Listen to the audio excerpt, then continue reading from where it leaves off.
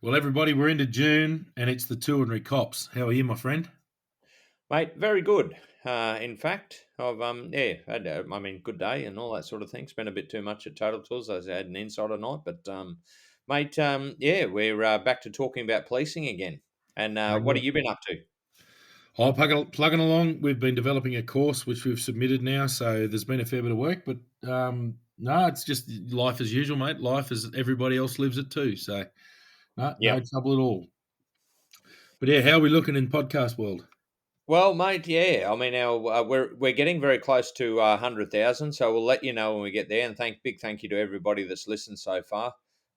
It's been incredible actually. And ever since that viral post of yours, your post turtle comment, we have our numbers have just about doubled each day. So so I mean that's the world of social media, which you and I really do not have much experience with.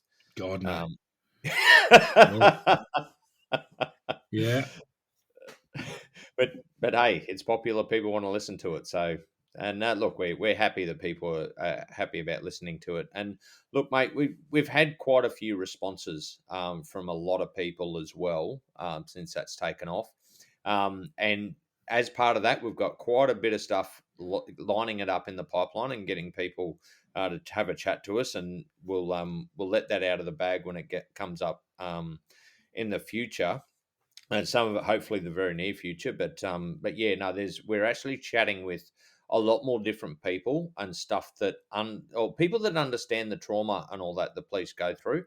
But also, and these are people that have actually worked in the job or frontline services. So I think that's really good. mm.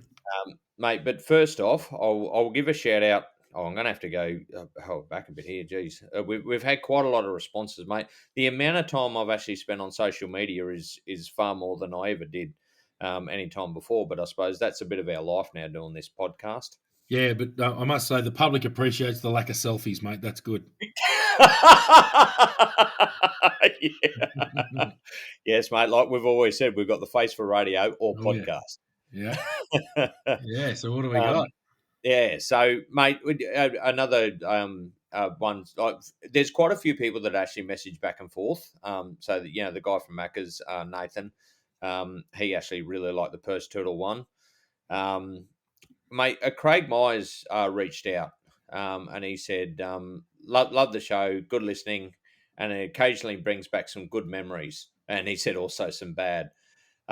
He's actually put us on to a non-for-profit charity which helps frontline officers, and we'll talk more about that in the future. I've had a chat to the guy that runs it, yeah, mate, I think there'll be some really good stuff coming out of that. It's really good what they're doing, but we'll bring you more on that like later on.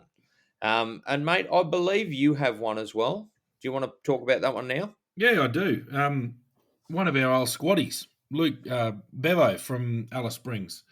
Now, my memory of Bevo, he was the toughest bloke in our squad. Yeah. He's a quiet fella. He's ex-army. He was a big unit, and he just quietly, competently went about his business. And when we were doing defensive tactics training and also PT as it went on, and we do defensive tactics style PT, he was the bloke you'd get teamed up with and go, oh, shit, this is going to hurt. He was just a Yep. big weapon of a bloke. Anyway, he rang out of the blue, not would have been a week or two ago, and I just had a bit of a chat to him and just yarning about it. He's based in Alice Springs. He's been in Alice Springs since he left the college, so 18 years service in Alice Springs. Wow. And he came up with he just got onto the podcast and he said a couple of things. He said, just listened to episode 9, which was on leadership, and he goes, Schultzy's example of members being policy driven rather than evidence and legislative driven is awesome. So from memory, that was talking about driven internally by how leaders at higher levels introduce policy that doesn't necessarily make a lot of sense, but it ticks boxes higher up and it doesn't really have a practical application Yeah. from memory. And that was rather than being evidence and legislative driven. And that was to do with dishing out domestic violence orders left, right, and centre from memory. So Yeah. he reckons that's spot on, and that's from the horse's mouth. That's a bloke who's serving in Alice Springs right now. And then he said, your, as in my, description of how busy GD's in Alice Springs is one of the best I've ever heard. So basically, it's me being just saying I've never been more overwhelmed than I was in Alice. Like it's just you just feel very alone. Um, when you're the especially the shift supervisor, which I was a few times in Alice, you are the jobs are coming thick and fast, and you're like, my God, we need more people. This is insane, and it's all on you. And then the shift ends, and you're just like, Jesus, what just happened? So, yeah, no, thanks, Bevo. Bloody appreciate it, mate. It's great to hear from you, and good to see a few of the old Squad 91s kicking about. Oh, definitely, mate. Mm. And it's funny when we actually first joined the police because we'd hear about the older squads and we're going, oh, geez, they've been around a while. But then you listen to people that were in our squad and they've been around a while. Well, yeah, we're 18 years, so yeah, Yeah. and yeah, well, 18 and a half, really. So, And Bevo is a top bloke. One of the best blokes I ever had the chance. Well, I only went through the college. I never really worked with him at all, but good mate and yeah, fantastic bloke. yeah, definitely. He was in the from memory, and I could be wrong here, but I'm fairly certain he was in the domestic violence unit when I got down to Alice, and I was in general duties, and then Yep. I went upstairs into well DV as well, but I was also in the coronial unit there, so I had a bit to do with him on that second floor with that side of the house, and yeah, just the same bloke, just real quiet fella, just doesn't talk much, just does his job, but he's just quiet, competent, solid, very solid. So Yeah. yeah, I'm very very good mate at Bevo. He's a bloody good bloke. Got a lot of time for him. So thanks for reaching out, mate. Yeah, definitely, mate. And we've had one from Andy. Basically, he's come over from New Zealand. He's now working in Palmerston, so he's come around and joined the NT police. And he was actually working in the NZ in prisons, and yeah, he loves the page, so he really likes listening to what we have to say. And he gave a bit of insight. He just thought when he first got known, he goes, "What the fuck is this place?" Well, yeah. Um, but now loves it, and and actually, mate, one of the best things I actually said. I asked him about what the transition was like and all that sort of thing, and I really liked what he said. He said one of these last lines was, "I believe paperwork can be improved by making some changes, but hey, I'm just a probationary Connie doing exactly what I've been asked to do. And when you're a probationary Connie, that's all you do." That's right. You learn your trade. Yep. Yeah. Yeah, So that's the go. Well done. I thought that was really good. Now, mate, I'm going to actually throw another one here. I didn't mention it. So usually before we start these podcasts, Damon and I have a bit of a back and forth about what's been happening over the week because we do chat to each other throughout the week, but it's usually very brief Mm. conversations. And we had a bit of a chat before starting these podcasts on exactly which way we're going to go in this episode. But mate, I actually do have another one that I haven't mentioned to you. Mm. So this is from a Reese. He said, basically, hold on, let me start from the beginning. He's a big fan of the pod. He's from Victoria. Excuse me. Uh, um, yeah, basically, his question is in relation to. I'm sure you've heard about the over the top, in my opinion, presence at A League Grand Final. Uh, so what he's talking about is the amount of police presence at these games, where they pull police personnel out of doing investigations in, I suppose, certain centres or certain police stations, and our thoughts on what police presence if you can have too much or too little. Yeah, that's not a bad one for say for a sporting event, for example. Yes. Yeah. Yeah. So I don't know about every jurisdiction. I certainly know that I thought Victoria was part of it. I know that New South Wales and Queensland actually charge, as in money wise, charge people for police presence at these events. So what happens is they pay a set fee that covers the overtime of members who come out voluntarily, but not volunteers, but they volunteer to be paid to work at these sporting events on top of their normal rostered hours. Think of the state of origin. Think of any football stuff like that, cricket. There's always police walking around in the crowd, and that's paid for by the sport. It's funded by them, not so much the taxpayer. So I know that is a thing. I can't answer 100% whether it's in Victoria, but I'm fairly certain it is. Um, and I mean the A League soccer. I don't believe they get any more policing than any other sport, but once again, I have no idea. The reason for police being at these events is you've got a lot of people concentrated into a very small area. You've got opposing sides. There's always little hiccups that go on in stadiums. People have too much to drink and get a bit passionate and carry on. And the beauty of that is you've got police there immediately, so you're not dragging police away to clamber through an enormous stadium to find where the security guards are that need the police, and the response times would be horrendous. I mean, you've got a lot of people concentrated into a very small area, and it's being funded by the event itself, so it's not like the public's missing out. And I know from examples in Darwin, we used to have the AFL, so the NTFL would be playing up in Darwin, and there was a fair bit of passion involved there, and there'd be a bit of shit hit the fan afterwards, and it was just handy to hear over the radio what the guys are up to, but not need to relinquish a crew to go and deal with something that's happening at the footy. Yeah. So I think they've got to be policed because stuff goes wrong. I mean, the overwhelming majority go to these events just to enjoy it and have a good time and watch their favourite team or their favourite act or whatever's going on.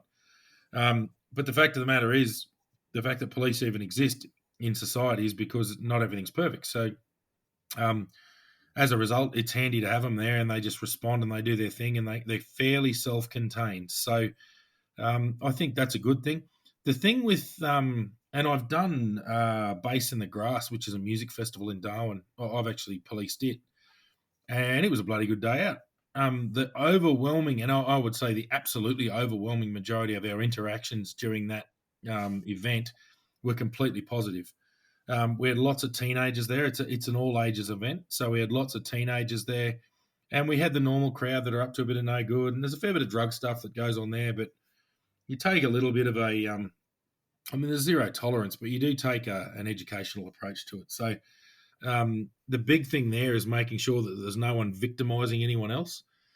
Yeah. So our concentration was more so on if someone is causing a problem that's actually victimising and removing the enjoyment from the crowd, from other members of the crowd, that's where we'd step in. But we'd let security sort of run it like it's their show. And if they wanted help, we'd certainly be watching what's going on. And if we saw something overt, we were acting straight away. But I think out of that night, like there's thousands of people at that Bass in the Grass, plenty of pretty good bands from around Australia and good music acts in a bloody good setting in the Botanical Gardens in Darwin. And I think we made, 3 or 4 arrests. Like it was pretty low key. Like it really was as far as police went. So I think his second point was, can there be too much police presence? Well, I don't think there's a problem with police presence. It's if police start massively inserting themselves into people being a bit jovial, then yeah, it becomes a bit oppressive. But I don't think that's. I'm sure that would occur, but that's certainly not my experience. I think most of us were having a bit of a laugh, and you muck around with punters and make sure they're all happy, and you just keep it pretty light. So that was my experience at both Bass in the Grass and the NTFL. Was that you sort of understand that you're there for an entertainment event and that people are going to be yahooing and having a good time, and you've got to differentiate between people letting their hair down and people actually victimising others and causing an actual problem. So. Would you want a wall of riot cops? Well, I don't know, but the A-League soccer's pretty wild, so yeah, you might. But that would be a case by case. I mean, wasn't there a soccer game this week in France that ended up there was one person killed and buildings burnt down and all kinds of wild shit went on? So Yeah, but you've that's got in to Europe. respond to that. That's European, mate. They take their soccer pretty serious over there. Holy bloody hell.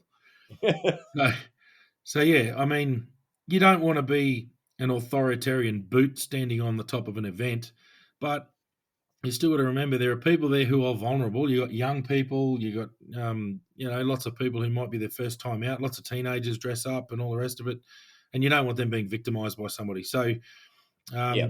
yeah, that's the balance. I think that's probably all there is to it. There's a balance there, and good police can balance that pretty well. Yeah, mate, definitely. I basically, my point of view is, look, I think some of the thing is some people think an extra police presence can antagonise people. There's certain sort of people they definitely can. But I said it all becomes then operational, how you do it operationally. I said, look, sometimes I think the best way is to you have police, so they people there know there's police there. But if you have extra police, make sure they're just tucked away to deal with the situation, so you can get in, get out as soon as something happens, so it doesn't affect the crowd and the day to day goings on of the event, so to speak. And I used one many years ago. We had especially when they opened the police beat, down in Catherine, and they put a lot of police down there to help people in their basically day to day life. The problem with Catherine back then is there was a lot of investigations that were outstanding, and I said, look, it's really good for people to see police around, but if their stuff isn't getting taken care of, like their investigations, their unlawful entries, their domestics, and all that sort of thing, and they're waiting on it, it can also have a detriment effect, and that's in a smaller community.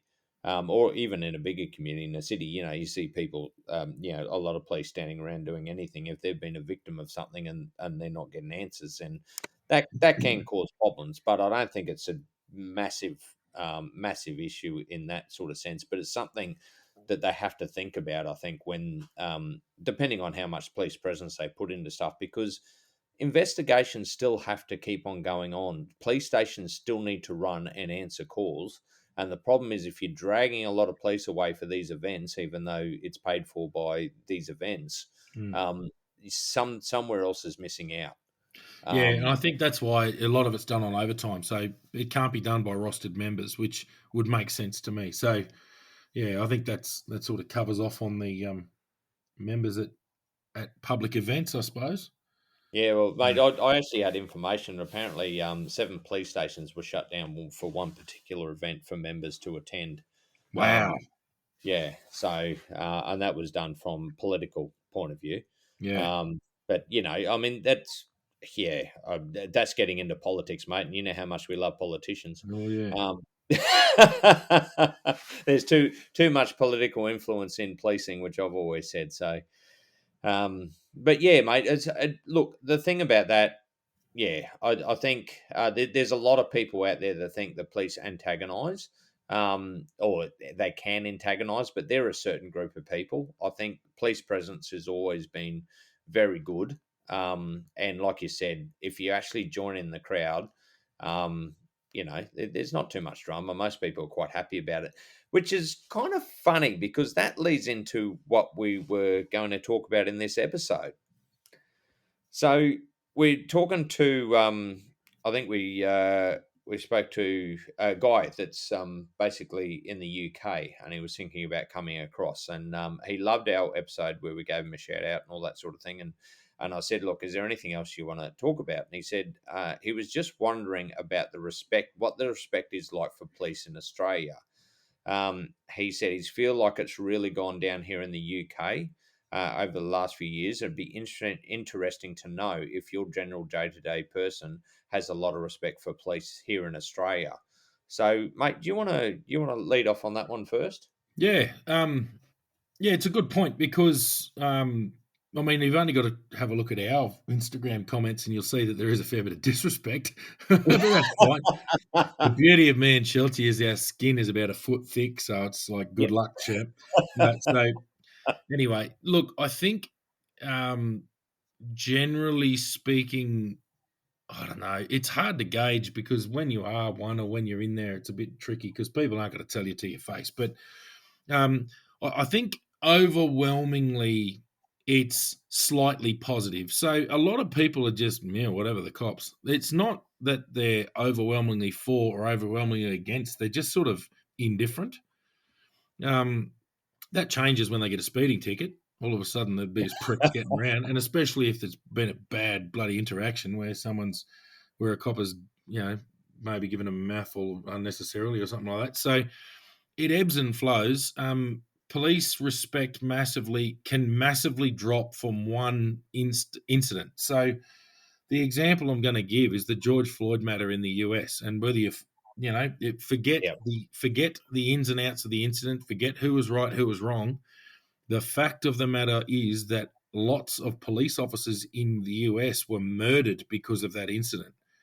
yeah, So something like that where the media can portray it across can just massively smash the respect for police. So for people who are just day in, day out going about their business and don't even give the police a second thought until they see a police car, it can massively damage the reputation. But I mean, this generally bounces back. Then they'll have a nice story where a little old lady got reunited with a nursing home by the local coppers, and that boosts respect. So I think Yeah, acutely it goes up and down. I think generally speaking, the overwhelming majority of people in the public have a basic, even if they don't necessarily like the police and want to go out of their way to talk to them, I think everyone recognizes the need for them.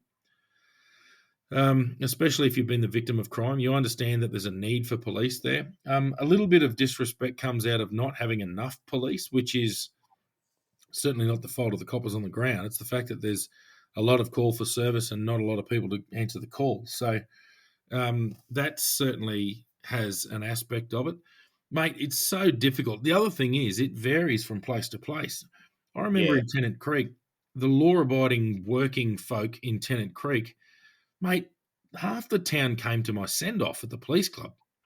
And they were extremely on side because I think when the crime is so in your face and you see what the police face day in, day out, you sort of just go, Jesus, hats off, boys. That's out of control, that shit. So there was a lot of that too. You yeah, go to places that don't sort of have the same issues as a place like Tennant Creek, and I think it becomes more apathy. It's like, no, whatever, the cops, so what? So I think we're lucky in that there's not a burning hatred for police, generally speaking. I think certainly in some places there would definitely be that. I know coppers in Western Sydney have a rough time. Um, Even the coppers in Alice Springs get a rough time, and I can guarantee that. You sort of get it from a couple of different groups in society who may have an agenda to push, and they certainly don't like police.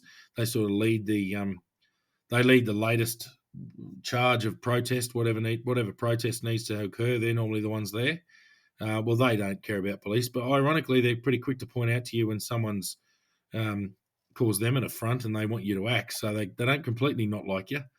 yeah, So yeah, look, it's really hard to gauge. I think Australia is not too bad. I don't think it's not like you're getting blind hate the second you come out of your out of your station in your vehicle. So no, I mean, we were getting really minimal security information. So there was no never wear your uniform to or from, make sure you take a different track when you drive home, all this sort of stuff, which I know occurs in other countries and first world countries. They say just vary the way you drive home, make sure you're not being followed when you pull into your house, all this sort of stuff. So, mate, I've never seen that. There's never been an issue. I've driven home in uniform, more so in Catherine in my earlier days, and people yeah, have moved here.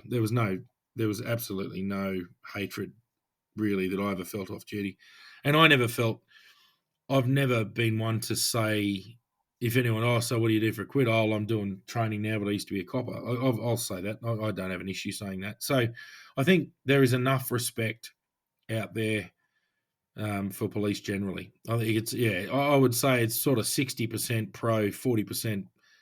There's a lot of apathy, and there's probably about 5 or 6% blind hatred. But I mean, that's to be expected because we're taking people's liberty away and we're doing unpopular things. So yeah. Well, mate, yeah, that's exactly right. I mean, the only thing, look, I would probably add in there, and it was funny because like talking about like in a place like Catherine, there were places around us got broken into, but they didn't break into our place because they knew we were coppers. So it can also have that effect, yeah, because they didn't want to break into a copper's house. But yeah, mate, you're dead right. Like, especially in places like Catherine and all that sort of thing, people knew that police lived there, and the general feeling was definitely support, especially if you've been a victim of crime. I just something you brought up there, and I used to say this a lot. So I'm obviously, this can be a bit contentious, but I was a big supporter of the intervention in the Northern Territory. And I used to cop sometimes a bit of flack, not so much not out in the communities, but more here in the cities, and and people attacking me, and as soon as they attack me, I sit there and I very calmly turned to them. I said, "Well, you speak to the hundreds, if not thousands, of victims I have helped." From going and working in the intervention, and you ask them whether they're happy that this happened or not. Yeah. Um, because they for everybody sees what happens in the media, but they don't see the victims. And the victims or people that generally support the police, they do support the police. And I think the thing in policing as well, you can get how is it railroaded into thinking police hate you, Mm. because you're dealing if you're dealing with criminals a lot, then of course they're going to hate you. Like you said, you basically they're stopping them from having fun, Yeah. or what they consider fun. Well, you're And interfering with their bloody livelihood too, probably. yeah, well, that's exactly right. And I think your mind. I used to enjoy coming back and actually speaking to my friends here, like when I was working in the NT, coming back to Brisbane, because it'd give you a bit of a sense of there is a lot of support for the police. Mm. When you talk to general day to day people, and so I think that echoes exactly what you were saying. Um, and I think as a police officer, you got to kind of remember that we are dealing sometimes with the worst of the worst. And I'll just bring up another quick conversation to back that up. I had a good mate of mine that worked in the corrections, and he used to take his hat off and he said, "Geez, you guys deal with some shit." And I said, "Mate, at least we actually see the good side as well. Whereas in corrections, you're dealing with the shit that we put there." Yeah. So you don't get any reprieve, whereas at least us, we see some horrible stuff and we see it when it happens and all that sort of thing. They kind of deal with it afterwards. However, we do get to help that little old lady that's either got a flat tire on the side of the road, and we do get compassion from people when we've Mm. helped them. So Yeah. And that actually slides nicely into my next point about respect, is that respect is earned. It doesn't matter what you are. The other thing is, forget the uniform. Like, people may have a general respect or a general disrespect, but I've had criminals who, generally speaking, hate the cops, shake my hand and say, "No, thanks very much for that." So, and also vice versa. I've had people tell me they want me to die a horrible death. Well, that's because I've just arrested them for whatever they've been doing, and that's fine, whatever. But respect must be earned. And I've seen this in little places, and it certainly doesn't help when police are run off their feet and tied up and aren't able to engage in the community like they used to. The absolute peak of respect for police, I believe, in history was the bobbies in London in the early 1900s, late 1800s, and through those probably 20s, 30s, 40s, all those years. The bobbies were, I think at one point, they were the most trusted public servants in Britain. And that came down to the fact that they were just everywhere. They were a constant in your life. Everyone knew their local constable because they literally walked the beat. They would yeah, walk their little beat. They would walk into all the shops. They would know everybody. They would help little jobs here and there. Um, I'll give another example I mean, that's the bobbies. We'll just talk about them for a sec. So they would know the names of the kids who are going to school. They would know the people who own the businesses. They knew everybody in their patch. Their patch mightn't be very big, but they knew everybody and they just constantly were there. They were a reassuring figure in the community. They went, "Oh, it's all right. Constable Bloggs is here." So yeah, everyone sort of respected the fact, and the people who might be there to not do very well didn't like the fact that there was a bobby walking past them. "Hello, hello, hello, what's all this then? Move it along, move it along." So there was that aspect, that constant reassurance, and the fact that they were so well known. It's the lack of knowledge. It's the lack of humanization of your police that make you not necessarily care for them, or at the higher end, is just dislike them. Um, and this is where I come back to the traffic stuff. Overzealous traffic policing, overzealous traffic, and I'm not going to flog them, but I'm just going to say overzealous traffic policing removes respect for police. It's like, mate, that was a really minor thing, and you just smashed me with a fine. My house got broken into last week. You heard it from that prick. So you've got to you've got to balance it out. And I'm not going to get into the traffic thing. I've done that, and I've had some feedback on that, and people aren't happy. A couple of traffic cops don't like what I've said, and that's fine. Anyway, um, it's more that when you're there and when you're present, that's where people will respect you. And I'm talking about even people in major cities. You can still get to know. It's bloody hard in a major centre because you're going job to job to job. It's just bloody impossible to talk to people. But in those little communities, mate, we knew everybody. And I think, generally speaking, in those Aboriginal communities, we were overwhelmingly respected because we were just there. We were the constant. Like, they'd see us every day at the shop getting lunch or getting a coffee or whatever. We'd be at a job and we'd be kicking a footy with the kids, or we'd, not always. A lot of the time you're operationally engaged and you can't actually do that. But if you're just poking around, if we're just going for a patrol, I don't know about anyone else, but I do more than 2 hours at a computer, I'm done. I just need to go for a drive to get my head back. Yeah. And we just roll through and just drive slow with your windows down. And, g'day, boys, how you going? What's going on today? You going fishing? Oh, good to see you. Catch a barra for me, all that sort of stuff. Just that engagement, just being there in a friendly face when you don't need to be the enforcer. Because, of course, you do need to be the enforcer. But Yeah. you can certainly earn a hell of a lot of respect by that. And it can even be where when you've got always be the calm. I think the respect in City Safe came from, I've given a few examples now, where we would engage with people and it was funny. We'd have a laugh with them. We'd do whatever else. Then when there was violence involved, it was smack, bang, pepper spray, handcuffs, bang, in the cage. That's the end of that. And people saw that and went, oh, the boys aren't mucking around. But that was fine. That was justified. Like, what they did then was fine. Yeah. But then they see you come back and you're just relaxed, alert, but you're not alarmed. You're just alert but relaxed, doing your thing and just engaging and understanding that the situation is not overwhelmingly threatening, and that earned a lot of respect as well. Yeah. It's actually, mate. You just reminded me. I'd especially look what you're talking. The bobbies, especially, like that's the way I kind of ran my community. If I had to go up to the store, I walked up to the store and I engaged with the people on the way and spoke to them. If they had any problems, I spoke to them about it and that sort of stuff. Yeah, like you said, it builds respect. So you're not there always as enforcement. You're there for advice. You're there to help out if they need anything while you're walking past, or even in the future, or in the past. And it's about engaging with the community. I had a bit of I suppose a bit of a love and hate about. They used to get what were they, community police Oh, yeah.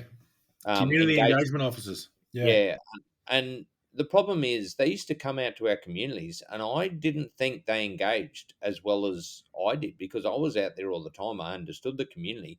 They pop in and pop out, and they were there to basically liaise with the community. But the problem is they didn't always see. I was harsh but fair, Hmm. and that's what I built. And they got to respect and understand that, and they respected me for it, and they liked the fact that I used to walk up and have a chat to them, and help them out with their family problems sometimes. I still remember one of my favourite ones was I was walking up to the store and one of the locals came out and said, "Oh, Ben, can you come and give us some advice?" I said, "Yep." And look, this is no detriment to them, but they turned over their best flower tin so I could sit on it and have a chat to them, and that was a sign of respect because they wanted to hear what I had to say and they trusted me to give them the best advice. Yeah. Um, and that's about engaging with the community. And so I did have a bit of a love hate relationship because these people that fly in fly out, because you still don't know the community like I know the community. No, Um, and actually, one point that's really important to make on that is that policing is not all cuddles. There are no, times when it's not cuddles. You've got a bloody job to do, and this is why it's hard, because it's easy to be liked by everybody. It's hard to have respect, but still do your job, and at times do an unpopular job where someone's getting arrested. They might be a very popular person or a very important person in that community, and that doesn't matter. They've broken the law and they're getting arrested and they're going in, and it's a difficult job to do because there's a lot of confrontation. There's a lot of intimidation towards you. There's a big group. You're outnumbered. You've still got to do your job. One thing that used to make that job easier was if you did need a surge capacity, and especially in Aboriginal communities, TRG or detectives or other members would come out to assist. Well, they could be the, for want of a better term, bad guy, and you were still the local. So you were left looking good, and they would do the rough and tumble and they would deal with what needed to be dealt with. Well, the community engagement officers, I believe, used to do the opposite. They used to come out and be the cuddly good guy and kind of make the local out to be the bad guy because he's the one doing the enforcement. Certainly not deliberately, but I think the whole concept had that kind of effect where they turn up and they have kids things for the kids. They have balls to hand out. They do all this sort of stuff. So they're these happy, fun cops. And then all of a sudden, the bloke who lives there all the time has to go and lock up dad for beating up mum, and he's the bad guy. So I think I think it went in the face a little bit of some of the tactics we used to use in remote communities for keeping the longevity of people who were there. Yeah. And the fact of the matter is, if you're going to have any longevity in those small communities, they're pretty rough places at times. You have to engage. And we've said that plenty of times before.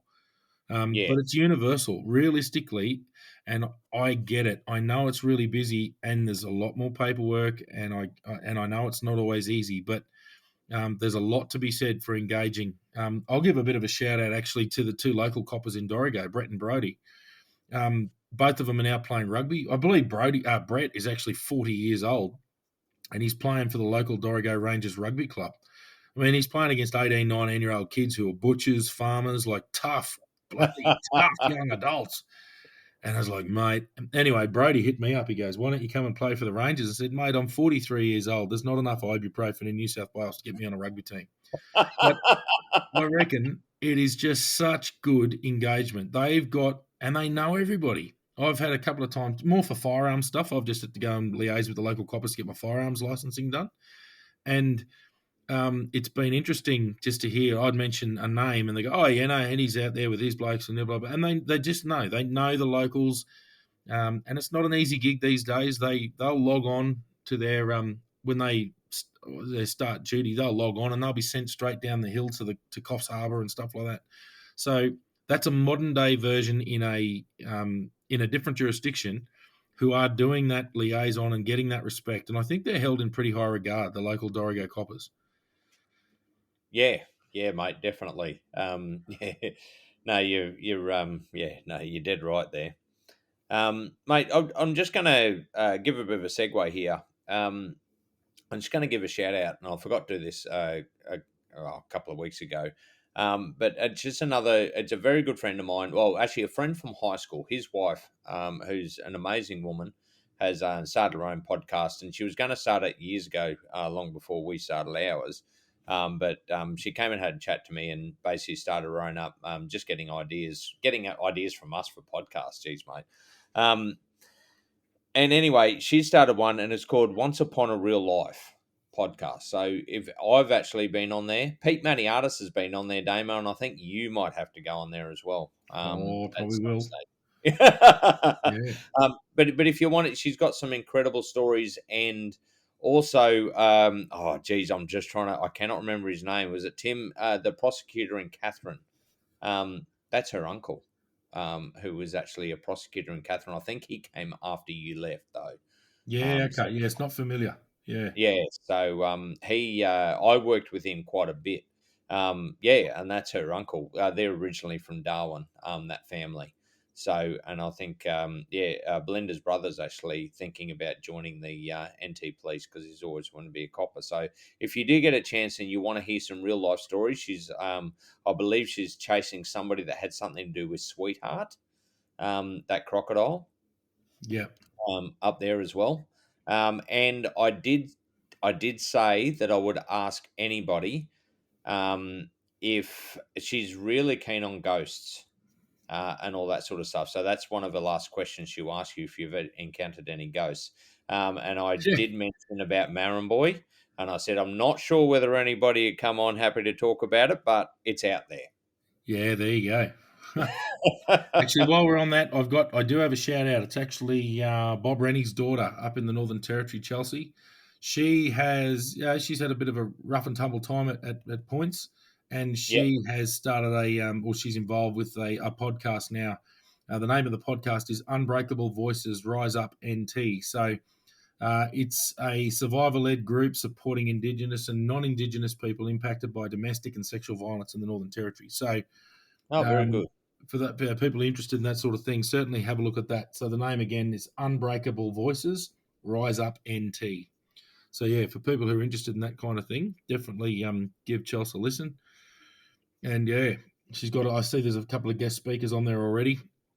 But yeah, that's pretty brave to stand up and tell your story like that. So a bit of a shout out there. Yeah, mate, definitely. People that have the courage to actually stand up and talk about that stuff. Mate, sorry, I did a bit of a segue there, but I do have something else to go back on the previous stuff you're talking about, Mm, and about like when you're policing in these communities and all that sort of thing. Yeah, you do have to be tough. You do have to make the hard calls. You do have to look like the bad guy. And I'll just make it. It's a bit of a funny one, but there was a couple of, and I'll say it, white do-gooders that got a petition going, and it was not only against the police; it was against medical health and all that sort of stuff. People that flew in and flew out of the communities and didn't really understand them, and they got a few people that didn't so much like the police on board to sign documents and all that sort of thing to try and get us all a bit in trouble. mm. Anyway, they had a meeting in Millingimby about it, and they asked me to come along and speak. And one of them was every time the police come over to Millingimby, people are terrified that they're going to go away in handcuffs. And anyway, they threw that question to me, and I said, "Well, I said it's quite simple. I said, don't break the law. You won't go in handcuffs. That's it." Yeah, I'm, yeah. It's not difficult, is I'm- it? exactly. I'm not going to justify it any other way. But No. the fact is, you don't break the law, you won't have Yeah, a problem. yeah. You're not allowed to bash people. You're not allowed to break into the shop. You're not allowed to Yep. steal cars. Pretty simple stuff. Yep. Yeah, yeah. So, yeah, mate. But I mate, reckon that's that'll do 41. us, mate. Sorry. Yeah, that's 41 minutes, mate. Yeah, that'll do us. Yep. Ken and Geez, Will's you book. can talk. Yeah, God. Cannot wait. Well, as my good mate Kel Shather at the Ebor pub said, she's literally got evidence of me talking underwater, mate. So it's Well, it, it's not such Ken a and Will. bad trait to have, especially as a police officer. Yeah, no, exactly. Yeah, very true. Yep. Well, that's good, mate. It's good to see you. We'll talk next time, and thanks for everybody listening in. And yeah, we'll be back. We've got a few things in the pipeline, so Definitely. yeah, But and also to everybody, keep the feedback coming. Get onto the page, like it, follow us, and yeah, let us know anything you want to hear about because we'll talk about it, won't we, Damo? oh yeah, Ken and Will. Righto, all the best. All right, see ya.